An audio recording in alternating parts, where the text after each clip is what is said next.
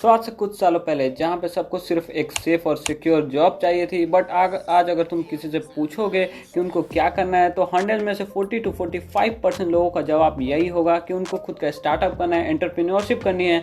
But इसमें से 80 to 90% of the startups fail हो जाते हैं और इसमें one of the major reason lack of leadership skill भी है। बट भाई मैं तो सोलो एंटरप्रेन्योर बनूंगा तो मुझे लीडरशिप स्किल की क्या जरूरत है? तो देखो जरूरत है, क्योंकि भले ही तुम अपनी टीम से डील ना कर रहे हो बट तुम्हें क्लाइंट से तो डील करना ही पड़ेगा। और देखो अगर तुम सोलो एंटरप्रेन्योरशिप करते हो तो तुम एक टाइम पे जाके स्टक हो जाओगे। नेक्स्ट लेवल ग्रोथ के लिए तुम्हें टीम की जरूरत पड़ेगी।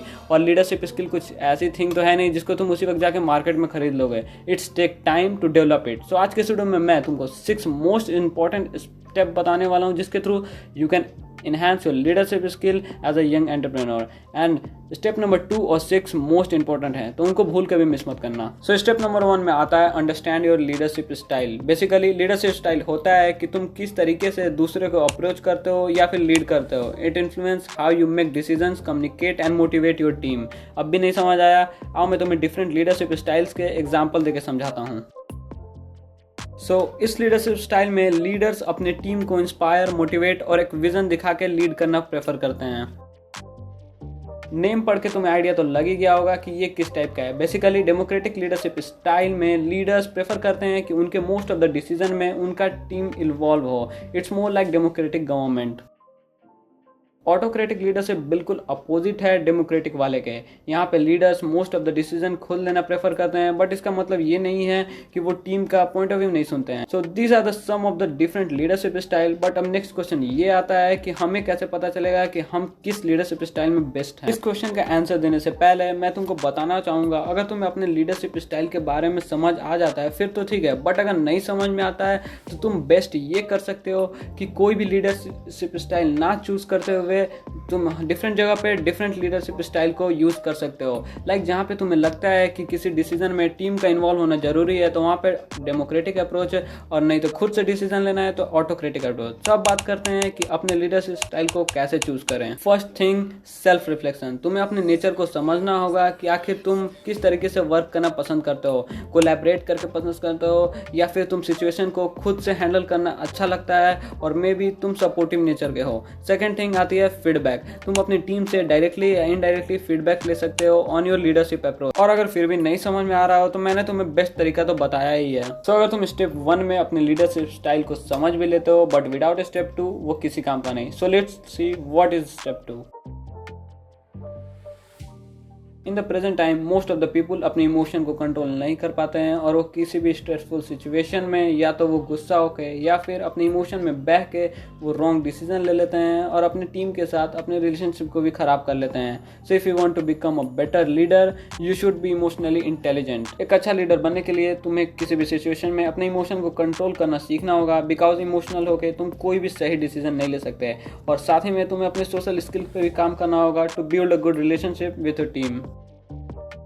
जैसे एक वर्क को करना एक कला होता है, वैसे ही किसी भी वर्क को किसी से करवाना भी एक कला होता है। That's why you should learn to delegate. Most of the leaders अपने इंपॉर्टेंट टास्क को पर्सनली करना ही प्रेफर करते हैं, और इसके 2 रीज़न है। फर्स्ट तो ये रीज़न है कि उन्हें लगता है कि जब तक वो उस काम को पर्सनली नहीं करेंगे तब तक वो काम अच्छे से नहीं होगा। एंड द सेकेंड थिंग, उन्हें ट्रस्ट इशू है अपनी टीम के ऊपर। And this is a very big mistake as a leader, क्योंकि तुम्हारे पास उतना टाइम नहीं रहेगा कि तुम हर टास्क में इन्वॉल्व हो पाओ, और जिसकी वजह से तुम्हारी कंपनी की ग्रोथ काफ़ी स्लो हो सकती है। इसको ओवरकम करने के लिए स्टार्टिंग में तुम स्मॉल टास्क डेलीगेट कर सकते हो, जिससे तुम्हारा अपने टीम के ऊपर कॉन्फिडेंस और ट्रस्ट दोनों बढ़ेगा। और साथ ही में वर्क डेलीगेट करने के टाइम पे उस वर्क से रिलेटेड तुम्हारे क्या एक्सपेक्टेशन है, डेडलाइंस और डिजायर आउटकम सामने वाले पर्सन को अच्छे से समझाना पड़ेगा, तभी वो उस लेवल के प्रोडक्टिविटी के लिए मेहनत करेगा।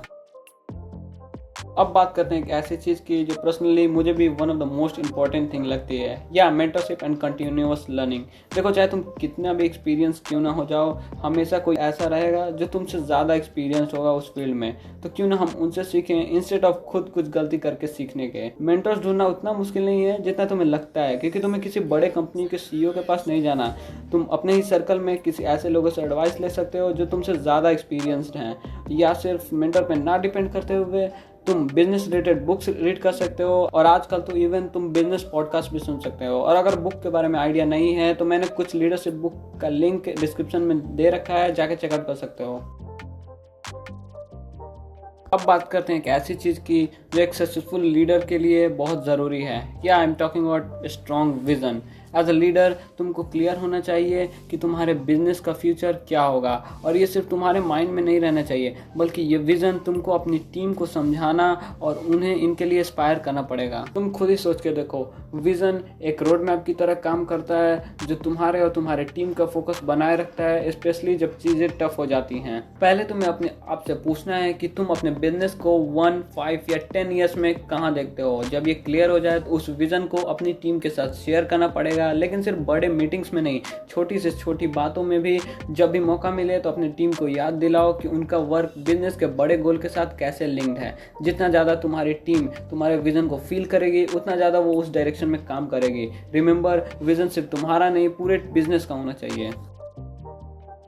अब लास्ट बट सबसे इम्पोर्टेंट, डिसीजन मेकिंग। ये एक ऐसी स्किल है कि जिसकी ज़रूरत सिर्फ एंटरप्रेन्योर्स को नहीं पड़ती, बल्कि सारे प्रोफेशन में पड़ती है, और कभी कभी तो डिसीजन लेना काफ़ी टफ हो जाता है। सो अब क्वेश्चन ये आता है कि अपने डिसीजन मेकिंग को कैसे बेटर करें। सबसे पहले तुमको जो डिसीजन लेना है उससे रिलेटेड पूरी इन्फॉर्मेशन गैदर करो। आंख बंद करके कोई भी डिसीजन मत लो। लाइक अगर तुमको किसी को हायर करना है तो उसका पूरा बैकग्राउंड चेक करो, या फिर अगर तुमको किसी नए मार्केट में जाने की सोच रहे हो तो उससे रिलेटेड रिसर्च करो। दूसरा, तुम जो भी डिसीजन लेने वाले हो उसके प्रॉज और कॉन्स को कंपेयर करो। ये बेसिक लगता है, बट जब तुम पेपर पे लिखना स्टार्ट करते हो तो चीज़ें ज़्यादा क्लियर होती है। और थर्ड एंड लास्ट, डिफरेंट लोगों से कंसल्ट करना मत भूलना। ये तुम्हारे मेंटर्स या फिर कोई एक्सपीरियंस पर्सन से भी हो सकता है। कभी कभी तो एक फ्रेश पर्सपेक्टिव काफ़ी हेल्पफुल होती है। एंड सबसे इम्पोर्टेंट तो ये है कि स्टार्टिंग से ही तुम्हारे डिसीजन परफेक्ट नहीं होने वाली हैं। कभी कभी तो बेटर ये होता है कि जल्दी डिसीजन लो, और अगर वो गलत हो रहे हो तो उसको जल्दी करेक्ट कर लो। सो अब ये जानने के बाद कि तुम अपने लीडरशिप स्किल को कैसे इन्हेंस कर सकते हो, क्या तुम्हें ये पता है कि एक लीडर को क्या करनी चाहिए, उससे भी ज़्यादा इंपॉर्टेंट चीज़ ये हो जाती है कि उसको क्या नहीं करनी चाहिए। सो नेक्स्ट वीडियो उसी पे आने वाली है कि 3 most common mistake that a leader should not do. So channel को सब्सक्राइब कर लेना।